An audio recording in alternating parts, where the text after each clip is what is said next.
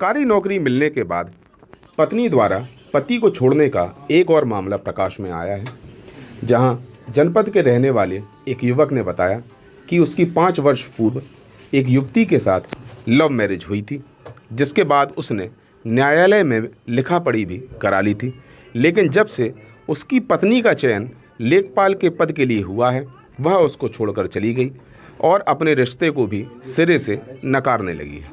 युवक ने बताया कि वर्तमान में फैमिली न्यायालय में उसका प्रकरण विचाराधीन है, लेकिन पत्नी ना तो तारीख पर आती है, ना ही उसे किसी प्रकार से संपर्क रख रही है। वहीं लेखपाल के पद पर नियुक्त युवती से बात की गई तो उसने बताया कि उसे मजबूरी में ऐसा कदम उठाना पड़ा था और युवक जो फ़ोटो वीडियो मीडिया के समक्ष रख रहा है, वह मात्र डॉक्यूमेंटेशन के लिए खिंचवाई गई थी, उसका वास्तविकता से कोई लेना देना नहीं है। मेरा नाम नीरज विश्वकर्मा है। मेरी धर्मपत्नी का नाम है ऋचा सोनी विश्वकर्मा। अच्छा, क्या है मामला पूरा? मेरा मामला ये है कि आज से 5 साल पहले हम लोग मिले थे।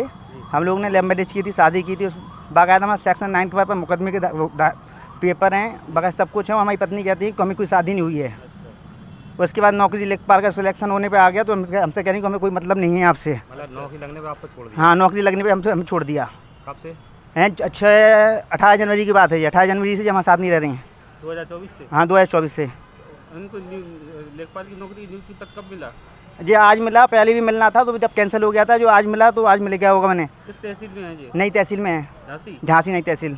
अब क्या रही? हम अब कुछ कह नहीं रही है अच्छा, ना। ये हम फैमिली कोर्ट में मुकदमा चल रहा है, मेरा तारीख पे आ रही ना कुछ आ रही हैं ये। अब क्या चाह रहे थे? हम ये चाह रहे हैं कि हम आराम से आ जाएं घर पे और आराम से रहें। बहुत परेशान हैं हम, बहुत ज़्यादा। नाम का व्यक्ति पहुंचा और उसने दावा किया कि आप उसकी पत्नी हैं। आपका क्या कहना है? सर, हम उसकी कोई पत्नी नहीं है। इस मामले को मतलब पुलिस के पास भी, पुलिस में भी मतलब हमने किया था और पुलिस वालों ने भी समझाया था उसको और फिर छोड़ दिया था, लेकिन वो मतलब नहीं माना। हमने पुलिस से भी मतलब अभी कल ही रिपोर्ट करके आए पुलिस के पास, तो उन्होंने कहा था कि कल आइएगा आप, कल आपका मतलब वो बयान दर्ज किया जाएगा। तो अभी पुलिस कोतवाली जाएंगे आज शाम को ही, और वो मतलब कोई नहीं, उसके फर्जी पेपर्स बनवाए हैं उसने वकील को पैसे देके। तो उसने कुछ फोटोग्राफ्स मीडिया के सामने दिए जिसमें यस सर, सिंदूर भर रहा आपकी मांग में। यस सर, जो कहना कि सकी के अनुमान में आपसे शादी की। सर वही तो कह रहे हैं, जब उसने मतलब पहले तो ब्लैकमेल करता था, धमकी देता था, उसके बाद जब हम नहीं माने तो उसने फिर सारी फोटोज जो थी साथ वाली वो सब सोशल मीडिया पे डाल दी, फेसबुक पे। तो वो सबने देखे हमारे रिश्तेदारों ने, तो फिर समाज के दबाव में हमारे मम्मी पापा को हमें घर से निकालना पड़ा। तो हमारे पास जाने के लिए कहीं रास्ता नहीं था, किसी के घर नहीं जा सकते, सब लोगों ने निकाल दिया था, तो इसलिए उसके घर चले गए। फिर उसने मतलब ये सब काम कर लिया उस टाइम पे। तो शादी तो आपने रजामंदी से की होगी उसके साथ? सर कोई रजामंदी नहीं थी, जबरदस्ती की मजबूरी की शादी थी, कहाँ जाते हम नहीं तो। नहीं, पहले उसका कहना है कि आपकी पहले 5 साल पहले मुलाकात हुई, 5 साल पहले उन्होंने शादी की। शादी नहीं हुई थी, वो केवल शादी के पोज में फोटो खिंचवाई थी, ये कह के कि कोई पेपर्स वगैरह बनवाने उसमें फोटो लगनी है, तो हमें ये फोटो और वो हर काम हमसे करवा लेता था, ये ब्लैक मतलब धमकी देके कि हम तुम्हें नहीं तो बदनाम कर देंगे कह के। कुछ वीडियोज वगैरह हैं जिसमें आप फेरे वगैरह ले रही हैं उसके साथ? सर वही तो है, जब घर से निकाल दिया गया था तो उसके घर पे मतलब कहीं ठिकाना नहीं था, तो उसके घर पे गए फिर हम, तो उस टाइम पे वो कह रहा हम मतलब अगर तुम्हें यहाँ रहना है तो ये सब करना पड़ेगा। उसका कहना है कि न्यायालय में आपने देखी माना है कि वो आपका पति है। सर हम कभी न्यायालय एक बार गए थे और मतलब कि जज के सामने गए ही नहीं है, उसने फर्जी तरीके से वकील को पैसे देके अपना सब काम करवा लिया।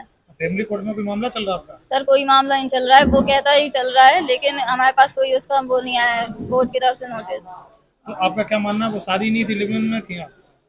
सर कह सकते हैं, पर शादी 2 लोगों की रजामंदी से होती है, पर ये हमारी कोई रजामंदी नहीं थी, वो मजबूरी में और जबरदस्ती की शादी करवाई है उसने। नहीं सर, सर हम अपनी मर्जी से नहीं रह रहे हैं। रह रहे थे। अब इतनी सारी वीडियो वायरल हुए तो मीडिया में गया, आपको पत्नी बोला और आप आज मतलब पूरे देश में वायरल हो, तो ऐसे में आप क्या कदम उठाएंगे उसके लिए? सर हम कल कोतवाली गए थे और आज फिर से जाएंगे, तो वहाँ पर मतलब रिपोर्ट लिखवाएंगे, उनके सामने बयान देंगे, तो पुलिस पर एक्शन लेगी, कानूनी तौर पे हम काम करेंगे, ऐसे किसी को बदनाम नहीं करेंगे। अच्छा, वो ये दावा कर रहा है कि आपकी पढ़ाई लिखाई में नीरज ने बहुत योगदान दिया, वो बढ़ईगिरी का काम करता था, दिन रात काम करता था, आपको पढ़ाया जब आप लेखपाल बन गई तब आप स्कूल छोड़ दिया, ये आरोप लगा रहा है। सर कोई पढ़ाया लिखाया नहीं है, हम बचपन से सरकारी स्कूल में पढ़े हैं, उसमें ज्यादा पैसे नहीं लगते और 5 साल से ट्यूशन पढ़ा के हम अपना पूरा खर्चा खुद उठाते थे। तो झूठ बोल रहा है। यस सर, वो ऐसा क्यों कर पूरी रहा है? तरीके क्यों कर रहा है से ऐसा? वो धमकी यही तो देता था कि हम तुम्हें पूरी तरह से बर्बाद कर देंगे, पूरी तरह से तुम्हें बदनाम कर देंगे, कहीं की नहीं रहोगे तुम।